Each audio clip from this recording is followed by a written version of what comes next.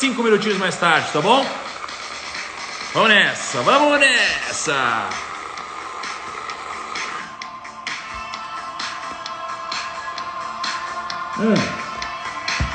Olha aqui, ó, Renan, Raul, Bia, Pablito, minha Nutri, olha aqui, Nutri, olha o que eu tô fazendo.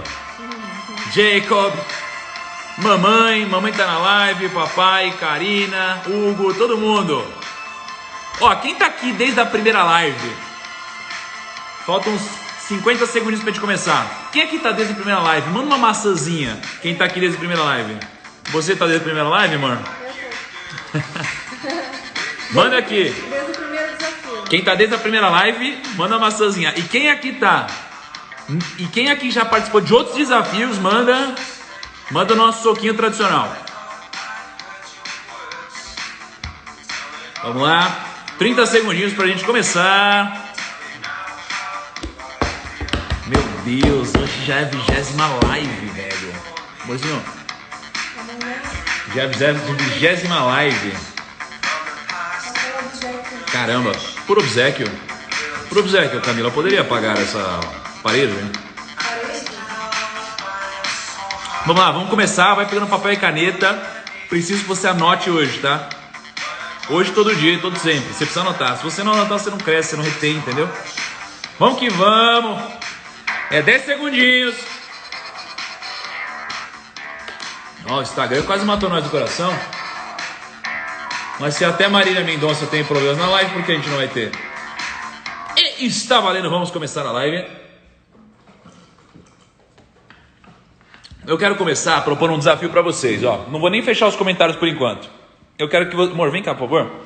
Eu quero que vocês me respondam o seguinte. Vira aqui, não precisa tirar os comentários, só vira, por favor, a tela. Aliás, deixa eu falar com vocês, porque vocês não podem ver o que eu vou fazer agora.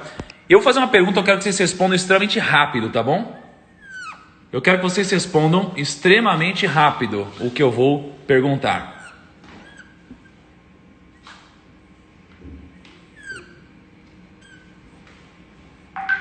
Ó, a pergunta que eu vou fazer para vocês agora é: qual dessas 3 linhas é a menor linha? Essa, que é a 1, essa que é a 2 ou essa que é a 3? Qual é a menor linha? E eu vou explicar qual que é a relação disso com investimentos.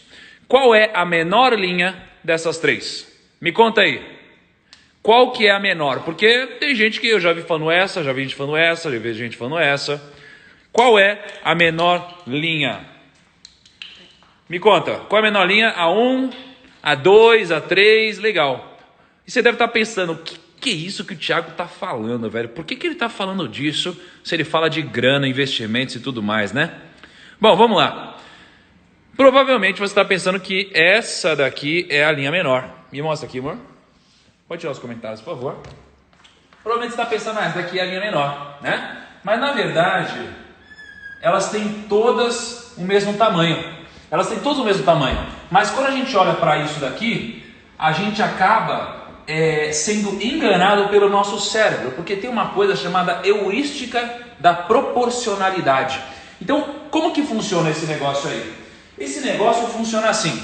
Imagina que você quer comprar uma camiseta básica preta aqui na reserva, por exemplo, e aí a camiseta lá na reserva está R$100, beleza? Aí o Rony, o CEO lá da reserva, ele chega e fala assim: galera, é o seguinte, hoje vai ter R$50 de desconto aqui na minha loja, aqui na reserva. Aí você vai pensar assim, velho, peraí, R$50 de desconto? Tá maluco? É quase metade. Eu vou comprar uma camiseta. E aí você é capaz de correr. Você é capaz de correr e andar 5, 10, 15, 20 quilômetros até você chegar nessa loja para você captar esse desconto de R$50. Mas, se você for comprar um notebook que está custando, sei lá, R$2.000, e essa mesma loja que vende esse notebook te der um desconto de R$50, você vai pensar, ah, não, isso daqui é pouco, e você não vai ser capaz de andar vários quilômetros para que você chegue até a loja para captar esse desconto de R$50. No final das contas, você economizaria o mesmo dinheiro em valor absoluto. Mas a sua cabeça, ela tem um mecanismo aqui e você vai sofrer aqui a heurística da proporcionalidade. Terceiro exemplo, deixa eu falar aqui com os primos, amor. Terceiro exemplo. O terceiro exemplo é um exemplo muito importante, porque é o seguinte, imagina que você tem 100 pessoas, tá? Você tem 100 pessoas, a gente está em 100 pessoas conversando aqui. Imagina que a gente está num mastermind, você tem 100 pessoas. E dessas 100 pessoas, você tem 20% delas que são investidoras, ok? Dessas 100 pessoas, 20% dessas pessoas são investidoras. Então, pensa comigo.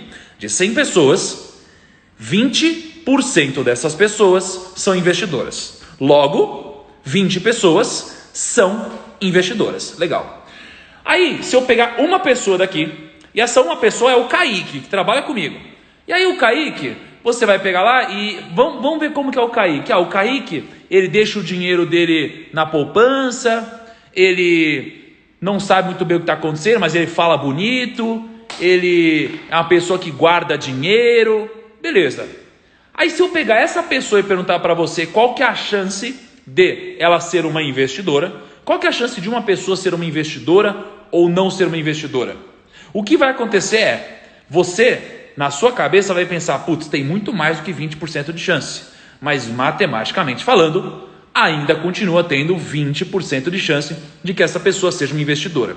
E por que eu estou falando dessa heurística da proporcionalidade, que fez muitos de vocês caírem nessa daqui, achando que a linha 2 era menor, muitos de vocês entendendo o conceito que eu passei no desconto da camiseta, no desconto do notebook. Por quê? Porque, gente, quando a gente está falando de grana e de investimentos, a nossa cabeça prega peças o tempo todo. O tempo todo, e eu sei porque na minha cabeça isso acontece. E não é só na minha cabeça que isso acontece. Isso daqui acontece com grandes gestores, investidores, bilionários, milionários, não importa a pessoa. Por quê? Porque é uma coisa natural, é um instinto natural, que a coisa que acontece, é natural. Funciona dessa forma, tá? Se a gente olha para isso daqui, automaticamente a gente vai pensar, puta, essa daqui é menor. Só que às vezes você não vai querer falar porque você está pensando, puta, tem alguma pegadinha. Mas a sua cabeça diz, essa daqui é menor, né? E quando a gente está falando de investimentos, isso acontece o tempo todo. Mas isso não é saudável. E se não é saudável, o que você precisa fazer? Você precisa ter um método para que você tire de lado todos esses gatilhos, essas heurísticas, esse seu lado emocional, para que você possa tomar decisões da forma correta, tá? E aí, eu achei legal, teve um primo que falou assim, aqui ó, acabei de ver no chat aqui, entrei agora para ver se ele fala algo novo. E aí, sabe o que tem a ver esse primo? É legal pegar isso aqui como exemplo para vocês. As pessoas, elas adoram procurar um corte de caminho, um método, uma técnica, o grande segredo. Mas as pessoas que ainda não atingiram o sucesso acham que o sucesso tem a ver com você fazer 2.000 coisas 2 vezes, enquanto as pessoas que já atingiram o sucesso entendem que o sucesso tem a ver com você fazer 2 coisas 2.000 vezes. Essas pessoas não entendem que o sucesso é óbvio, mas essas pessoas querem procurar um grande método, uma grande técnica, e não tem segredo. É trabalhar, agregar valor, ter escala, ser inteligente e aplicar basicamente o que a gente fala aqui, só que de forma consistente. Não é só que as pessoas querem um grande segredo. Meu Deus, o grande segredo da dieta. Não tem um grande segredo da dieta, né? Nosso grande segredo, não tem grande segredo. É óbvio. Mas o óbvio precisa ser dito. É claro que você precisa ter um método, você precisa ter uma dinâmica, mas por que eu estou falando então de ter um método e ter uma dinâmica? E por que eu estou falando que tem muita gente achando que o sucesso tem a ver com você ficar fazendo várias coisas diferentes o tempo todo? Porque essas pessoas não atingiram sucesso ainda. E eu quero aprender com quem? Com quem já atingiu o sucesso, com quem tem grana, com quem tem resultado. E quem tem resultado são essas pessoas que eu estou me inspirando, as pessoas que fazem a mesma coisa todos os dias até chegarem lá. Tá? Então é disso que eu estou falando. Não queiram o corte de caminho, porque eu não conheço o elevador que vai te levar para o sucesso. Se você quer atingir o sucesso, quer ter grana ou quer investir bem, você tem que subir de escadinha, de escada. Não existe elevador para o sucesso ou para grana, tá bom? Vamos lá. Então deixa eu mostrar uma coisa para vocês. Amor, por favor, preciso da sua ajudinha aqui. Onde está o guardanapo? Aqui. Seguinte, eu quero mostrar para vocês hoje uma das coisas que eu mais respeito, tá? Uma das coisas que eu mais respeito na humanidade, são as grandes personalidades que conseguiram ter resultados consistentes com o tempo. E uma das pessoas que tiveram maior resultado consistente com o tempo no mercado financeiro foi o Peter Lynch. E o Peter Lynch ele tem uma dinâmica muito simples. Eu tenho um livro dele aqui, não sei onde está, mas eu tenho um livro dele e ele explica como ele olha para os investimentos. E você que está olhando para os investimentos, o Peter Lynch ele classifica todos os negócios existentes em 6 tipos de negócios. E quando você entender quais são esses 6 tipos de negócios, você vai conseguir entender como tomar melhores decisões depois de identificar qual tipo de negócio é esse que você está enxergando. Só que para aquelas pessoas mais novas, primeiro você precisa entender uma coisa simples, que é o conceito do ciclo virtuoso. Então anotem, porque eu vou apagar daqui a pouco, tá? O ciclo virtuoso, antes de eu entrar aqui nos 6 tipos de negócios do Peter Lynch, e por que eu estou falando de negócio? Porque quando a gente investe em ações, esquece o termo ações. Pensa no termo negócio. Porque se eu tenho dinheiro, eu posso investir num negócio ou numa ação. Qual é a diferença? Nenhuma. A diferença é que a ação ela é mais líquida e o negócio é um pouco menos líquido, né? O negócio ele tem menos negociação no mercado secundário e o mercado de ações ele tem mais liquidez. Então esquece isso. Quando eu falo negócio, é negócio, tá? Ciclo virtuoso, como que funciona? Você imagina aqui, para quem ainda não entendeu, você tem uma empresa, por exemplo, que vende alimentos. Essa empresa, ela vende mais, ok? Essa empresa vende mais. Quando essa empresa vende mais, o que acontece? Você tem mais resultado, você tem um maior crescimento e logo você tem mais contratação. Porque se essa empresa está crescendo mais, ela está vendendo mais, ela quer crescer cada vez mais, então ela vai contratar mais gente. Só que se ela vai contratar mais gente, essas pessoas contratadas vão ter mais renda, tá? E esse negócio vai aumentar a sua lucratividade. E você, como investidor, você vai receber mais dividendos, que é basicamente uma parcela do lucro da ação. E você, investidor, vai pegar esses dividendos e você vai reaplicar na própria empresa. E a empresa vai crescer mais, porque vai usar esse dinheiro para construir fábricas, para investir em novos projetos, e ela vai vender mais, e vai contratar mais funcionários, e vai aumentar a sua renda, e vai aumentar o seu lucro, e vai distribuir mais dividendos para você, que vai reinvestir mais no ecossistema. E esse é um ciclo, tá? Então você precisa entender que o mercado financeiro, de uma forma simplista, funciona assim. Só que aí, quando você vai investir, o que você quer? Você quer dividendo, você quer lucro, né? É isso que você quer. Só que para você acertar, você precisa entender como olhar para o negócio. E eu já ensinei para vocês aqui nos últimos dias como olhar para ROI, né, Return on Equity. Já falei um pouco de endividamento, falei brevemente sobre valuation, falei sobre PL, falei sobre PEG rate, falei sobre um monte de coisa. Hoje eu vou te falar outras também. Mas antes eu quero que você repare aqui no Peter Lynch. O que ele faz? Ele separa todas as empresas em 6 tipos de negócios, tá? Então ele tem aqui as empresas de baixo crescimento, tá? Empresas de baixo crescimento. Você tem aqui as empresas de médio crescimento e você tem as empresas de alto crescimento, tá? Por que é legal você separar isso daqui? Porque você tem que olhar para coisas diferentes nesses negócios, totalmente diferentes, e eu já vou falar o que a gente deve olhar em cada negócio. Depois a gente tem aqui as empresas que são cíclicas, as empresas de turn around, que são aquelas empresas que estão prestes a quebrar e a gente está torcendo para que elas consigam se recuperar. E a gente tem as empresas que a gente chama de empresas cofre, né? Aquelas empresas que têm um valor escondido. Então a gente tem esses 6 tipos de negócio, né? Eu sempre falei umas coisas aqui. Peraí, vamos lá.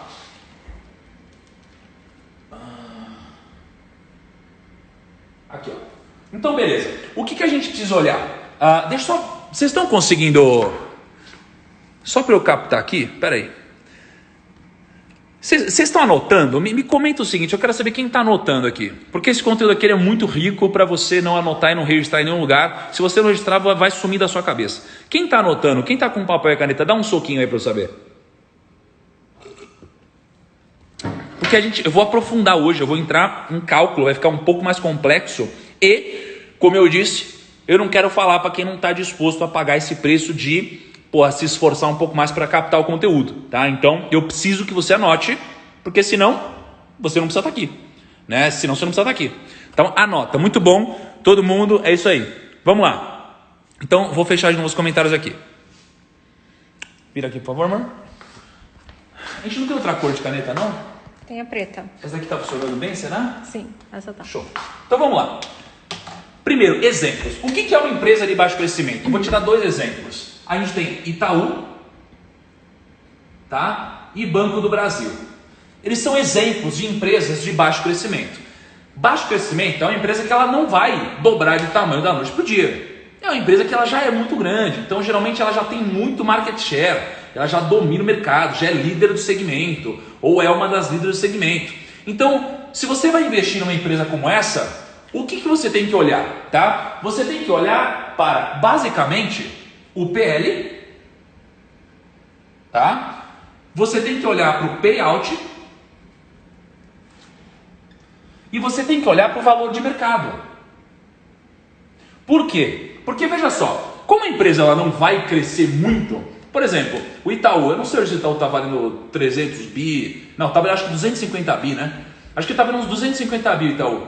Eu não vou acreditar que o Itaú vai valer 2 trilhões daqui a um ano. É muito difícil. Mas é possível, como empresa de tecnologia, multiplique seu capital por 8 em um ano, né? Então, como eu não espero que uma empresa que já é muito grande multiplique tanto assim o seu capital, o que eu preciso olhar? Eu preciso olhar para o PL. Por quê? Porque eu preciso ter no mínimo dividendos altos. Se a empresa não vai crescer muito, eu preciso comprar ela a um preço que eu tenho um dividendo alto. Né? Então, sei lá, eu vou querer um PL aqui, talvez inferior a 10, para que eu possa dizer que eu fiz um bom negócio. É isso que eu vou querer, tá? É mais ou menos isso. Agora, o valor de mercado. Se a empresa ela cresce pouco e ela é uma empresa pequena, eu vou falar, peraí, tem uma coisa errada nessa empresa.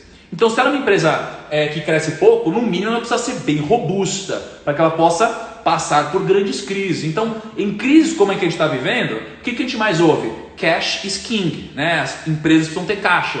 Quem geralmente tem mais caixa? As empresas grandes, tá? Então, a gente precisa olhar para isso. E eu preciso olhar também para o payout. Por quê? Porque a empresa, como ela já atingiu um grande nível de maturidade, a ideia é que ela não precise reinvestir muito do seu capital para que ela cresça e distribua uma grande parcela de dividendos, desde que eu compre ela a um PL baixo.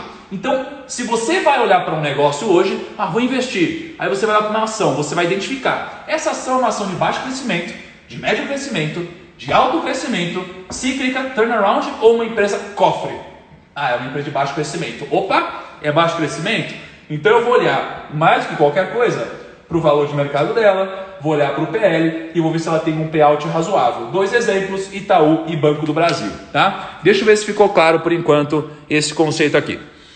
Ficou claro para vocês por enquanto o conceito dessas empresas, empresas de baixo crescimento consideradas pelo Peter Lynch? Conseguimos captar? Posso avançar aqui? Me diz aí. Posso avançar? Show? Todo mundo pegou? Muito bom, adoro ver essa mãozinha do joinha. É isso aí, positivo, anima a gente continua. Vamos lá. Seguinte, clica no avião aqui, galera. Eu vou deixar o comentário aberto um pouquinho. Clica no avião, vai abrir a sua listinha de amigos, né? Pessoas que você segue, que você se comunica no Instagram. Manda para 10 pessoas essa live. E quem mandar para 10, manda aqui uma maçã, mas manda uma maçã verde. Não manda uma maçã vermelha, manda uma maçã verde aqui nos comentários para eu saber que você fez isso. Vamos lá, amorzinho, vou então aqui para as empresas de médio crescimento. Me fala se eles estão mandando uma maçã verde e aí a gente fecha isso daí, tá? Se eles mandarem essa maçã verde, você me diz, tá bom, amor? Tá bom, então, tô mandando. Tô mandando? Tá bom. Aqui então a gente tem empresa de médio crescimento. Uma empresa de médio crescimento seria uma VEG. É uma empresa, na verdade assim, aqui às vezes você precisa entender o seguinte. A empresa, aqui é uma foto dela, tá? Aqui é uma foto dela. Por exemplo, pensa no McDonald's. O McDonald's, quando ele começou, ele era uma empresa de alto crescimento. Ele estava crescendo muito rápido, muita franquia. Lá nos Estados Unidos estava bombando. Tira os comentários, por favor, amor. O McDonald's estava crescendo, franqueando, crescendo, bombando. Pum! Cresceu muito.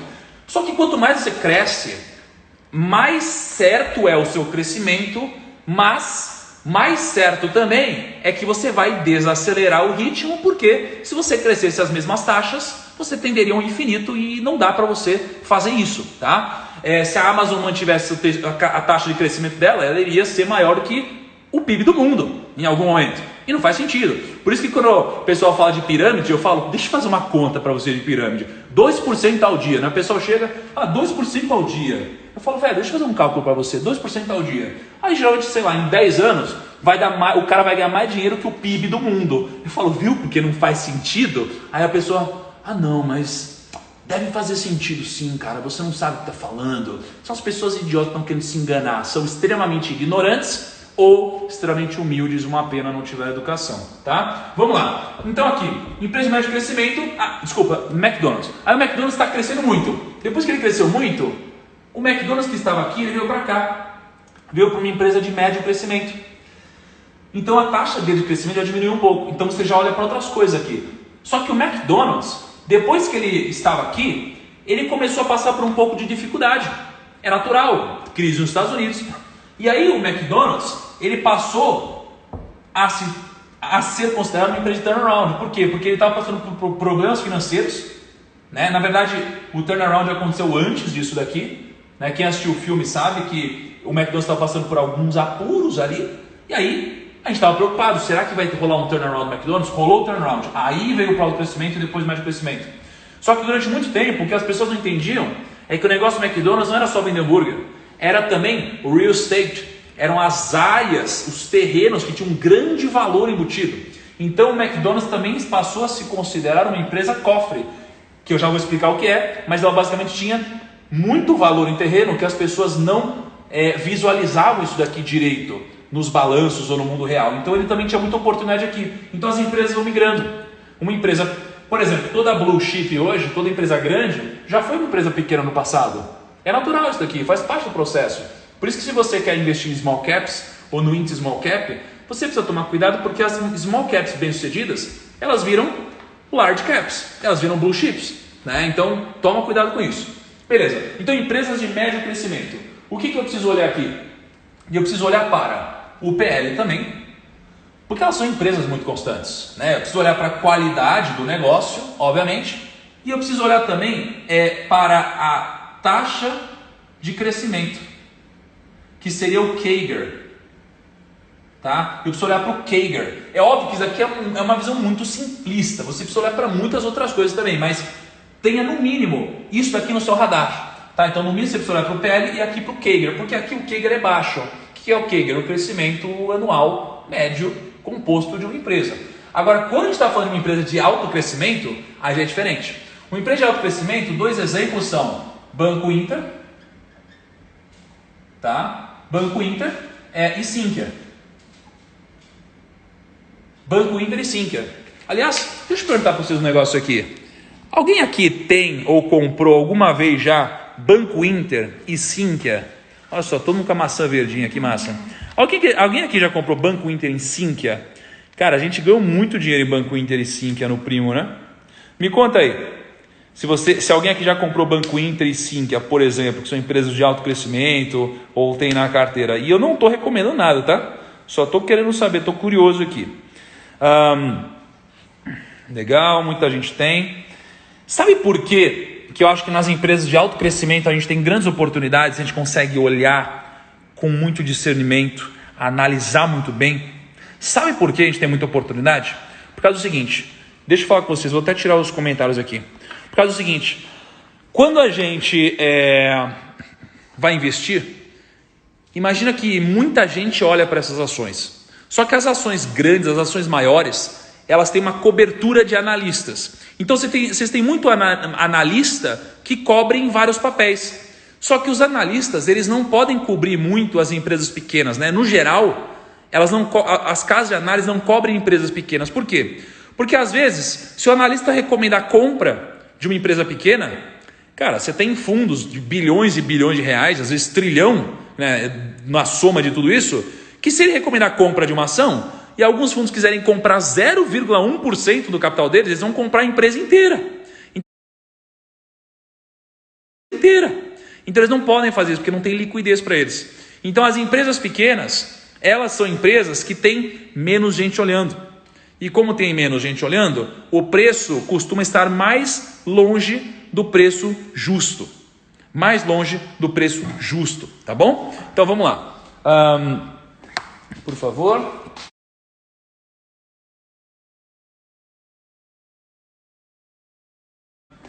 Por favor. O que a gente vai olhar aqui então? Cadê a caneta preta? Aqui. Aqui? Show. Primeiro, a gente vai olhar pro PEG, Ratio, que é a relação do PL com o crescimento. E você tem que tomar muito cuidado com o seguinte, com endividamento, tá? Com endividamento disso daqui. Você precisa ver endividamento / olhar para o caixa dela. E você precisa pensar também no produto dessa empresa e no market share. Por quê? Porque geralmente as empresas de alto crescimento têm um PL muito esticado, né? Você vai olhar para, sei lá, Banco Inter, estava com um PL de 100 até dia desses, 200. E você vai olhar para um PL de Itaú, que é um banco, ele estava aqui num PL de 10, de 9, por aí. Pô, os dois são bancos, aqui tem um PL muito maior. Por quê? Porque o crescimento é muito maior. Então o mercado já está projetando um crescimento muito grande no Banco Inter. Se esse crescimento não acontecer, o Banco Inter tem mais downside do que Itaú. Tá? Porque o pessoal tá colocando que ele vai crescer muito, ele vai ter que dobrar muitas vezes para isso acontecer. Tá? Então você precisa olhar para o PEG Ratio, você precisa olhar para a dívida, porque uma empresa que está no crescimento alto, o que acontece? As pessoas costumam pagar muito caro, né? Não é que não é justo o preço ou que não vale a pena, é que elas pagam já apostando num crescimento muito alto. Então, quando você tem uma crise como a de hoje, elas são as empresas que mais costumam cair. Tá? Agora no mercado bom, elas são as empresas que mais costumam subir também, elas acabam oscilando mais. Só que aqui você tem grandes oportunidades porque você tem menos gente cobrindo, menos análise, menos pessoas conhecem. Todo mundo conhece Petrobras, todo mundo conhece Vale do Rio Doce, todo mundo conhece Itaú. Mas até aí ninguém conhecia Mills, ninguém conhecia BID, ninguém conhecia Esquia, ninguém conhece uma série de ações. Então aqui eles têm mais oportunidades, mas não é aquela coisa tão óbvia, é uma coisa que você precisa estudar mais, não é para todo mundo, né? É um perfil diferente. Beleza, aí você tem as empresas cíclicas, tá? O que são empresas cíclicas? Empresas de commodities, por exemplo, Vale, Suzano, né? São empresas cíclicas aqui, tá? E aí é o seguinte, eu já vou continuar aqui, vou falar daqui de baixo, depois eu dar um overview, mas antes eu quero passar um outro conteúdo para vocês. Vamos sair um pouco de investimento aqui, que senão alguns de vocês vão pirar, tá? E eu vou falar sobre um outro conteúdo e já eu volto para finalizar os 6 tipos de ações de Peter Lynch. Por quê? Porque desses 3 últimos tipos, um deles são as empresas cofre, é onde a gente tem um valor a ser descoberto de companhias, e se você pegar isso daqui, grandes investidores ganharam muito dinheiro fazendo isso. Grandes investidores ganharam muito dinheiro fazendo isso, muito mesmo, tá? Mas, antes disso, eu queria falar desse livro aqui, ó, Axiomas de Zurique. É um livro muito legal. Quem já leu esse livro aqui? Comenta aí, quem já leu Axiomas de Zurique? Tá? Quem já leu Axiomas de Zurique? Porque ele é um livro. Por que eu estou falando dele? Porque ele tem quase que princípios que eles chamam de axiomas e que são muito importantes para qualquer investidor. Para qualquer investidor. E eu vou te falar aqui de alguns poucos axiomas que eu separei, tá? Eu separei 1, 2, 3, 4, 5 axiomas que eu separei. Qual que é a história do Axiomas de Zurique? Na Suíça, tá? Na Suíça, o que acontece? Aliás, tem gente perguntando assim, cadê meu livro, Thiago? Seguinte, nessa semana, como eu avisei na live aqui para todo mundo que estava presente, o livro ele foi para a gráfica e eles estão imprimindo super rápido, eles estão imprimindo 25 toneladas de livro, que são os livros para vocês, porque é um livro, uma edição especial, lembra que eu prometi para vocês? Com um carimbo diferente, com uma coisa especial atrás, tem umas coisas diferentes que só para vocês e não é vendido em nenhuma livraria, tá? Então, em breve deve estar saindo para enviar para vocês e espero que vocês gostem, tá bom? Vamos lá. Axiomas Zurique, eu separei 5 axiomas, tá? Deixa eu fechar aqui os comentários. Eu separei 5 axiomas para vocês e que qualquer investidor tem que dominar. E por que esses axiomas são tão importantes? Porque na Suíça, eles são pequenininhos, são desse tamanho e são uma economia super potente. Né? As pessoas têm muita prosperidade lá, as pessoas têm muito dinheiro, né? Tem um PIB per capita muito alto, as pessoas têm qualidade de vida. Por quê? Porque as pessoas lá, elas seguem algumas regras do dinheiro que funcionam muito bem. E elas são um pouco contra-intuitivas. Olha só, por exemplo, quando a gente fala de intuição, o que eles falam sobre dinheiro, e esse é um primeiro axioma interessante, é: você deve seguir sua intuição. Siga a sua intuição. Mas cuidado para não confundir a sua intuição com esperança. A intuição só é válida quando ela pode ser explicada. Se você não conseguir explicar a sua intuição, ela é esperança. E a esperança é quase como você torcendo para que algo aconteça. É quase como você torcendo para que algo aconteça. Por exemplo, você fala assim: não, eu estou sentindo que eu preciso comprar essa ação. Não, eu estou sentindo que eu preciso... Não, por exemplo, eu estou sentindo que eu preciso investir nessa franquia. Aí fala: por quê? Aí a pessoa: não sei, só estou sentindo. Eu falo: por quê, velho? Não, só estou sentindo. Então você não está sentindo nada. Você quer que dê certo e por isso você está querendo acreditar que é um bom negócio e acreditando isso a sua intuição. Isso daqui é uma barbaridade. Não é mesmo, tchê? Você precisa tomar cuidado para não confundir intuição com esperança. Não deposite suas fichas onde você tiver esperança apenas. E sim onde você tiver intuição, que é onde você pode explicar. É quase como eu falar assim: cara, eu tô sentindo que faz sentido esse investimento. Ah, por quê? Puta, cara, porque algumas vezes na minha vida eu já fiz movimentos semelhantes assim, e sempre que aconteceu tal coisa, então eu tô sentindo que vai dar certo. Intuição, é diferente, tá? Segundo axioma, consenso. Isso é muito foda. Consenso. O axioma do consenso é um axioma muito importante, tá? É um axioma muito importante. O que ele diz? Ele diz o seguinte: fuja da opinião da maioria. Fuja da opinião da maioria. Porque a operação da moda, ela acaba fazendo os atrasados pagarem mais caro. Então pensa assim, ó. Sabe show? Quando você vai num show, o que acontece? Tem gente que tem acesso antes e paga muito barato, né? Aí vai virando lote, vai virando lote, vai virando lote, vai virando lote. Aí os cambistas vão comprando tudo, acabam com tudo. Meu, se você quiser no show agora, você vai pagar 10 vezes, 20 vezes, 50 vezes o valor. É igual Copa do Mundo. Você vai pagar 10, 20, 100 vezes o valor. Por quê? Porque você está atrasado. E o atrasado paga mais caro. E o problema do consenso é que o consenso gera o efeito manada. E quando você tem um consenso e o efeito manada, todo mundo já foi para aquele movimento. E é por isso que está mais caro para você. E como está mais caro para você, geralmente alguém vai pagar a conta. Quem paga a conta é quem chegar atrasado. Então toma cuidado, não queira ser essa pessoa, tá? O Warren Buffett diz o seguinte: se você for panicar, seja o primeiro a panicar. Tá? Se você for panicar, seja o primeiro a panicar. Esse que é o negócio, tá? Então esse insight, ele é absurdo, tá? Gente, eu estou de olho nos comentários, eu quero perguntar o seguinte: quem aqui já participou de... Quem esse daqui é o primeiro desafio? Diz assim, ó, 1. Quem aqui já participou de 2 desafios? Comenta 2. Quem aqui já participou de 3? Comenta 3. E quem participou de mais de 3, põe 3 mais. Só para eu saber aqui e ter um filtro holístico aqui, que eu tô com uma ferramenta muito legal do meu amigo Doug, que ele consegue puxar os comentários e depois eu consigo ver depois da live esses resultados. Então, Doug, anota aí, hein? Vamos lá, então isso aqui é importante. Agora, eu acho que um dos axiomas mais poderosos que existem tem a ver com grana. É o axioma da mobilidade. E não tem a ver só com mobilidade urbana, tem a ver com grana, velho. Com grana, com negócio. Por quê? Porque o axioma da mobilidade é o seguinte: tem muita gente que pergunta: Thiago, por que você mora de aluguel? Eu moro de aluguel. Estou pensando, quem sabe, eu comprar alguma coisa, eu não sei. Mas por enquanto eu moro de aluguel. Por que eu moro de aluguel? Primeiro, porque para mim financeiramente hoje é mais barato. Segundo, porque, velho, quando eu mudei para cá porque estrategicamente isso daqui estava próximo dos lugares que eu mais frequento. Eu falei, pô, então eu vou...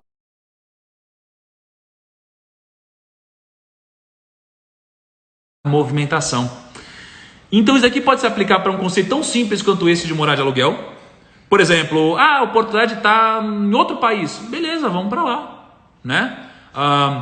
Falcone, primo, você nunca responde, macho. Velho, pensa assim, ó, eu devo receber uma média de 600 mil comentários numa live. É um pouco difícil. Então eu vou bater no olho para me balizar na direção que eu tô indo, mas eu não consigo tirar uma dúvida individual, tá? Até esse é um dos motivos de eu ter lançado há um tempo atrás a mentoria, para eu poder conversar com poucas pessoas. Meu sonho seria falar um a um com cada um de vocês, mas eu não consigo, tá bom? Então, sobre mobilidade, isso é muito importante. A gente não pode ter essa raizada e tal, porque senão alguém chega, tem uma puta oportunidade para você em tal lugar aqui. Aí você fala assim, mas eu não sei, cara, eu tenho, eu não sei, a família mora aqui, eu moro aqui, tá todo mundo aqui, não sei o que lá, e você perde a oportunidade. E na grana, a mesma coisa acontece. Por quê? Porque tem gente que fala assim, eu achei um CDB top aqui, achei uma renda fixa top aqui, né? Deixa eu tirar os comentários aqui. Já deixei muito tempo no comentário aqui. Aí eu falo, eu achei uma renda fixa top aqui, uma renda fixa que paga não sei quantos % ao ano. Eu falo, nossa, que animal. E tem vencimento? Tem, vence daqui a 6 anos. Eu falo, caraca, você vai deixar 6 anos de dinheiro? 6 anos. Eu falo, nossa, esse cara fixou raiz. Tudo bem, às vezes uma parte do capital fazer isso, né? Mas às vezes você deixa uma parte relevante de capital, em 6 anos você acha mesmo que não vai aparecer oportunidade? Vai aparecer oportunidade, vai ter crise. Então durante o coronavírus, a bolsa estava 60 mil pontos. Quem tinha o dinheiro travado, quem tinha raízes muito fortes e muito fincadas e muito profundas, não teve mobilidade para fazer esse tipo de movimentação, né? Então, por isso que o investimento que tem mais liquidez, ele tende a ter uma remuneração um pouco maior, porque a liquidez é um benefício. Lembra sobre o triângulo de Nigro? Rentabilidade, risco, liquidez? Né? Se você tiver uma liquidez maior, que é a velocidade que você resgata, a rentabilidade tende a ser ligeiramente menor também, tá bom? E o axioma do risco? O axioma do risco é foda. As pessoas, é aquela coisa que eu falei para vocês, né? As pessoas, elas querem eliminar o risco de perder. Não elimine o risco de perder. Se você eliminar o risco de perder, você elimina o risco de ganhar. O negócio é gerenciar risco. E preocupação não é sinal de doença. Não esqueça disso. Preocupação não é sinal de doença. É sinal de saúde. É sinal de saúde, tá? Se você não está preocupado, você não está arriscando bastante. Então, no livro você tem um exemplo. Isso aqui acontece com quase todas as pessoas, que é o seguinte. Em tempos de coronavírus, você vê pessoas que têm, que financeiramente, só estou falando de investimentos aqui. Em tempos de coronavírus, você tem pessoas que falam, você está perdendo dinheiro, eu estou aqui, eu optei por ser uma pessoa segura, estou cuidando da poupança, você está perdendo dinheiro, eu estou tranquilo aqui, estou seguro. Aí você fica só olhando, porque você tomou risco, né? E no curto prazo, isso acontece, oscila, mas no longo prazo, daqui a 30 anos, você vai olhar e falar assim, você não atingiu sua liberdade financeira ainda? Caramba, né? Talvez você devesse ter tomado um pouquinho mais de risco, tá? Então, é isso. Sobre risco, você não pode deixar de tomar riscos, você precisa gerenciar os seus riscos de uma forma interessante. Aliás, olha só, vocês gostariam que eu sorteasse alguns livros do Axioma Zurich? O que você acha, amor? É um livro bom, né? Vamos sortear também 10 pares pra galera? E aí o Kaique manda depois pra eles, Vamos lá, eu vou sortear 10 pares aqui. Todo mundo que comentar hoje marcando alguém na frase do dia, que eu vou falar agora qual é, vai participar do sorteio do Axioma Zurich, e amanhã eu posto de tarde nos meus stories, tá bom? E já que falamos sobre a frase do dia, qual que é a frase do dia?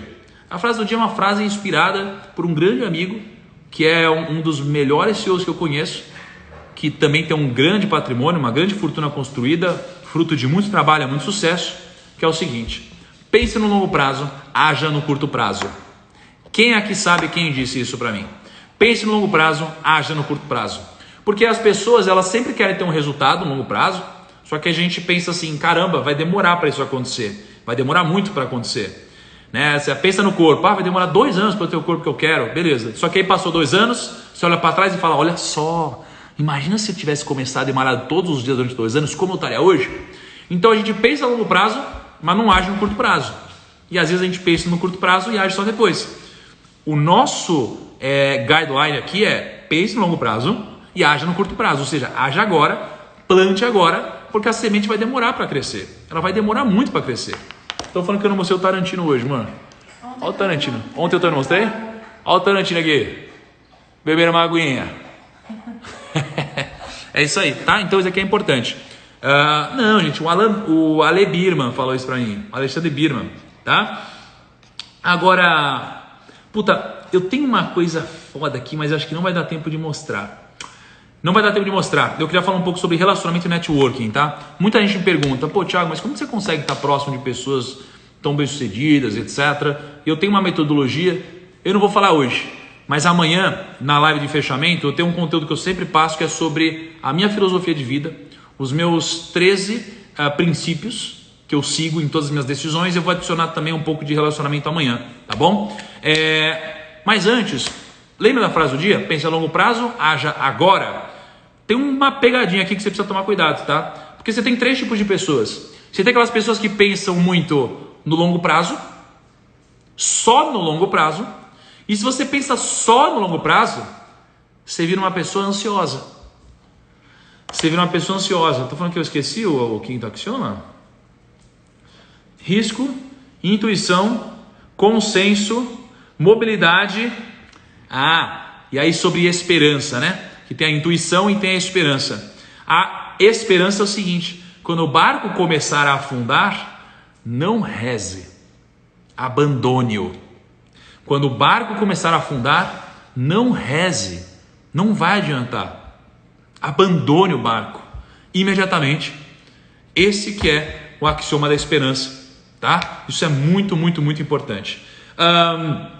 E aí, tem sobre a frase do dia, eu já volto para o quadro para a gente finalizar ali, tá? Que são 6 tipos de ações. Não esqueci, primos, obrigado por me lembrar, mas eu não esqueci, tá? Frase do dia: pense no longo prazo, haja agora. Mas quem pensa só no longo prazo vira uma pessoa ansiosa. Eu fui uma pessoa ansiosa por muito tempo. Eu tenho um pouco disso, porque eu penso tanto a longo prazo que às vezes eu fico ansioso, tá? Então eu preciso lembrar desse conceito para voltar para o presente. A pessoa que só pensa no longo prazo, ela só vive no longo prazo, ela nunca desfruta da vida, nunca. Então você pensa assim: puta, quando eu tiver 1 milhão, aí você trabalha, aí você tem 1 milhão, só que aí você já não tá mais na vibe do 1 milhão, você já tá na vibe do 2, do 5, do 10. Aí você vai lá e você chega. Só que quando você chega, você já não tá lá, você já tá na vibe do 50, do 100. E tudo bem você sempre querer crescer, mas se você não coloca alguns marcos na sua vida, você vai ser uma pessoa ansiosa sempre. Você vai ser pessoa que você fica ansiosa para algum acontecimento, vai ser ansiosa para uma reunião. Você vai ser ansioso para a Bolsa de Valores abrir amanhã. Quem aqui, quando começou a investir, ficava olhando para o home broker toda hora? Quem aqui? Ficava olhando toda hora para os preços. Meu Deus, ficou, olha os preços, eles estão subindo, tá? Quem aqui ficou olhando toda hora? Porque tem gente que começa a investir, olha para a cotação a todo instante. E essa pessoa vira ansiosa, porque ela fica na expectativa do futuro, tá? Só que você tem aquela pessoa também, que só fica assim: no passado, amor, dá uma aguinha, por favor. No passado tudo era tão bom, no meu passado a minha infância era assim. E aí quando você fica só vendo o passado, você é uma pessoa muito nostálgica. E é bom você ter um pouco de nostalgia. Mas se você sempre fica assim: meu passado, você vira uma pessoa depressiva, velho. Você é uma pessoa depressiva, porque só tá pensando no passado. Pô, na minha época que era bom, hoje o mundo é um lixo. Na minha época era bom, era tudo bom. Hoje minha vida tá uma merda, na minha época era bom. Você é uma pessoa depressiva, velho. A única solução que você tem é viver o presente, né? Não é só você pensar no futuro, nem só no passado. É você viver o presente. Isso aqui que vai te dar essa plenitude, esse senso de o que está acontecendo realmente, de sentir tudo isso, de ter as suas convicções, suas vitórias e evitar tanto depressões pensando no passado quanto ansiedade pensando no futuro. E o que eu digo é: por que eu estou falando disso? Porque como investidor, se você for uma pessoa ansiosa, você vai fazer cagada. Sabe o que a ansiedade fez comigo como investidor? Ela me obrigava a tomar decisões o tempo todo. Então eu era ansioso, eu pensava: caraca, eu preciso tomar decisão. E aí às vezes você vendia, você comprava, você fazia mais operação do que você devia. Entendeu? Então você precisa tomar cuidado com isso daqui. Vamos voltar então para o quadro aí para a gente finalizar? Vamos lá. Vamos lá mostrar o quadro, que é o seguinte. Aqui, ó. O que a gente está falando? A gente falou que tem 6 tipos de negócios, segundo o Peter Lynch. A gente tem os negócios que são as empresas de baixo crescimento, as empresas de médio crescimento, as empresas de alto crescimento, as cíclicas, as de turnaround e as empresas de cofre. Vamos lá. O que seriam as cíclicas? Seria uma Vale do Rio Doce, uma Suzano, empresa de commodities. O que seria uma empresa de turnaround?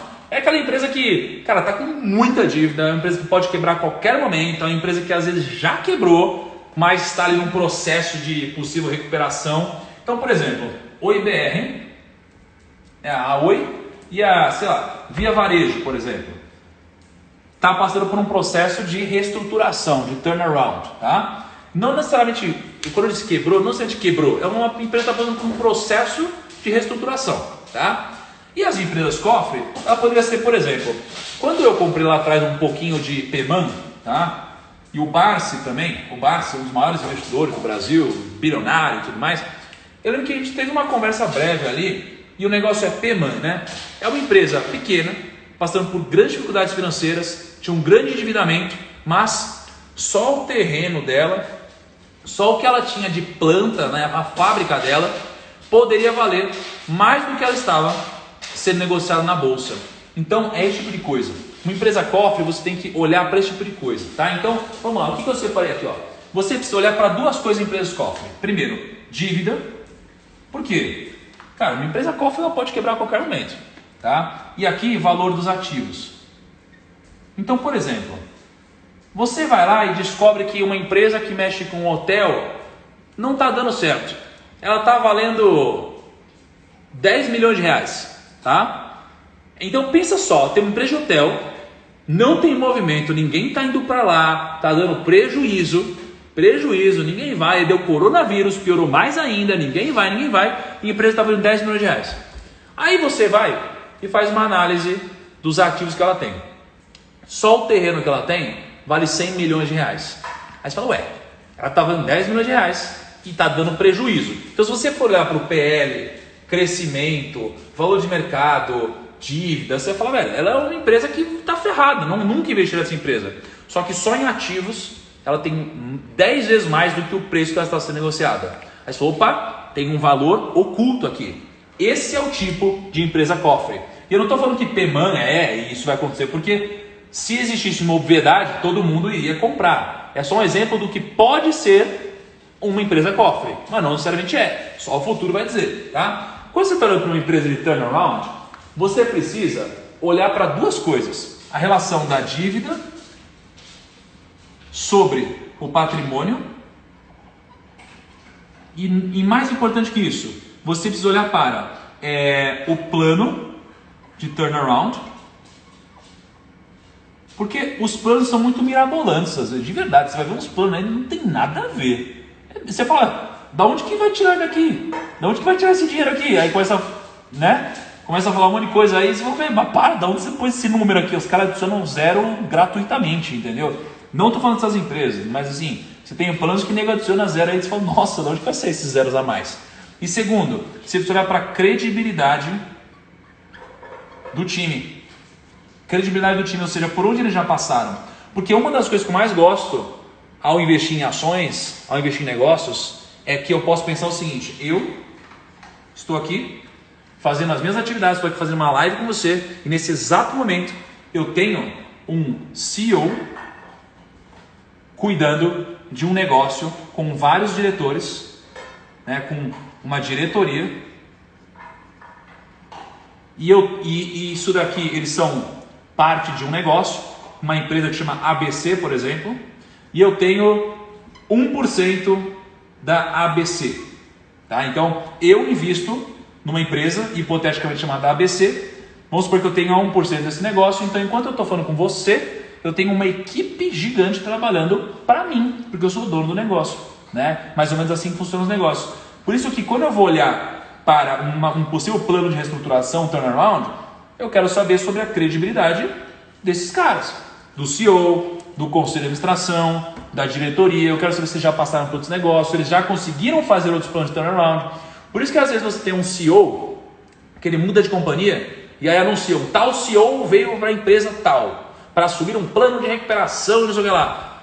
E aí a empresa já sobe 20% só porque veio esse CEO. Por quê? Porque esse CEO já passou por essa empresa, fez uma demissão em massa lá, conseguiu contornar, a empresa lucrativa, já fez isso aqui de novo e agora veio para essa empresa. Pô, os acionistas, eles acreditam, ele tem credibilidade, eles vão...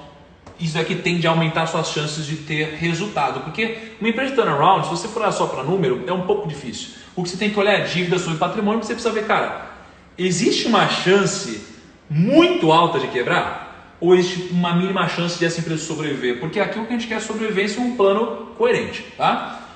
Oi, Vevar, Peman, empresas cíclicas. O que você precisa olhar em empresas cíclicas? Basicamente, você precisa olhar para o ciclo da commodity, tá? Então, cada commodity tem um ciclo. Eu não adianta eu chegar aqui e explicar para você todos esses ciclos, até porque nem eu domino todos os ciclos, né? Lembra o que o Warren Buffett nos ensinou? Fica na sua área de competência. Empresas de commodities não são a minha área de competência. A minha área de zona de segurança não está aqui, mas tem pessoas que dominam, tá? Mas o conceito é, quando você tem petróleo, estamos falando de petróleo aí, né? O pessoal começa a produzir muito petróleo, muito petróleo. E aí, eles começam a pôr muito petróleo no dinheiro, muito petróleo no mercado. O que começa a acontecer? Deixa eu fazer uma analogia. Só existe essa caneta aqui no mercado. Agora existem 1 milhão de canetas. E a empresa fala, velho, eu tenho 1 milhão de canetas, preciso vender. E aí eles falam assim, mas não tem demanda para 1 milhão de canetas. Ele fala, ferrou, vou ter que fazer promoção, vou diminuir o preço, né? Então, os ciclos de commodities, né, eles sobem e descem. Então, quando a sua empresa mexe com, sei lá, com celulose, você precisa entender o ciclo da celulose, você precisa entender como que está o estoque desse negócio, como está o custo de produção. Tem vez que o custo de produção, aliás, tem vez que o preço está abaixo do custo de produção. Isso aconteceu recentemente, ou quase aconteceu no mercado de celulose, né? Só que aí você pensa assim, não dá para o preço ficar abaixo do custo de produção por muito tempo, porque senão todas as empresas de papel vão quebrar. E quando o preço está abaixo do custo de produção, o que a gente percebe? A gente percebe que, com o tempo, as empresas menores, elas tendem a quebrar. Se isso acontecer por muito tempo, e só ficam as maiores. Por onde você vai? Para as líderes de mercado. Então, como funciona aqui? Vou olhar para o mercado, vou olhar para uma ação. Eu vou olhar para Banco Inter. Opa, Banco Inter, ela é uma empresa de baixo crescimento? Não. Médio crescimento? Não. Cíclica? Não. Turnaround? Talvez, mas não. Cofre? Não sei, talvez, mas não. É uma empresa de alto crescimento? Opa, é uma empresa de alto crescimento. Legal. Então, se ela é uma empresa de alto crescimento, o que eu preciso olhar minimamente? Eu preciso olhar para o PEG ratio dela, porque se eu olhar só para o PL, você vai ser enganado, porque vai ter um PL muito alto e você vai falar, essa empresa é ruim, está muito cara. Você precisa cruzar o PL com o crescimento. Se você não está entendendo nada que eu estou falando agora sobre PEG ratio, é porque você não participou do desafio, porque eu expliquei isso aqui muito bem explicado durante alguns dias, e no Telegram tem um mapa mental que a gente fez, não sei de qual aula foi, busca lá que eu estou explicando o PEG ratio, tá? Você precisa ver o produto dela, você precisa ver o market share para ver se tem espaço para ela continuar crescendo por muito tempo. Porque se você vê que ela já está quase beirando o limite, você vai falar, velho, e aí? Ela vai para onde? Né? Então você precisa olhar para isso. E essas são esses são 6 tipos de negócios do Peter Lynch, ok? Galera, vixe, o tempo voou hoje, meu. Caraca, o tempo voou hoje. Deu pau na live no começo. Meu Deus do céu. Meu Deus do céu. Olha lá. Bem que dá vontade, né, de fazer uma super live no último dia. Mas eu acho que está na hora de a gente fechar com chave de ouro amanhã. E depois a gente refletir um pouco sobre esse conteúdo todo que foi passado, tá? Então olha só, a frase de hoje é: pense no longo prazo, haja no curto prazo. Eu vou postar ela daqui a pouco ali no feed. Todo mundo que comentar marcando alguém, eu vou sortear o livro Axiomas de Zurique. Eu vou sortear 10 pares para todo mundo lá, tá bom? Então eu vou mandar isso daqui para casa de vocês. O Kaique geralmente sorteia, ele sorteia no Instagram do Prium.rico e eu compartilho no meu. Tá bom? É isso daí. Amanhã é o último dia do desafio. Terei então o seguinte: eu vou passar para vocês os meus princípios de vida. Os meus princípios de vida, que eles estão muito acima de regras, tá? Eles estão muito acima de regras. Não é assim, olha para o PL e faz isso. Não, são princípios de vida. E se você tem princípios, você consegue tomar decisões de uma forma muito clara, muito nítida na sua vida, tá? Muito. Por exemplo, eu tô a fim de fazer isso. Aí um princípio seu diz: se você for antiético, você não vai passar no filtro do tempo. E mesmo você tendo vontade de fazer algo antiético, se você executar esse princípio, você não vai fazer essa burrada. Por exemplo, tá? Então, eu tenho meus princípios, vou apresentar para vocês amanhã. Vou falar um pouco sobre relacionamento e networking que eu prometi para vocês. E tem um recado também especial para vocês amanhã. Amanhã vai ser uma live muito legal, muito inacreditável. E quem está comigo desde o primeiro dia não pode deixar de participar amanhã, tá bom? Primos, vou postar a frase do dia agora. Conto com todos vocês lá, vão lá. Marca todo mundo que deveria ter assistido essa live. Mesmo sendo a penúltima live, marca essa galera. Quem sabe um dia a gente volta a fazer alguma coisa no Instagram aqui. Quem sabe um dia a gente faz outro desafio, alguma coisa. E essa pessoa já fica ligada, tá? E todo mundo que marcar comentando, quem marcar alguém, vai participar do sorteio do livro, tá bom? Amor, dá tchau pra galera. Beijo do gordo. Beijo do gordo. Tchau, Tarantas. É nóis. Tchau, galera. Até amanhã.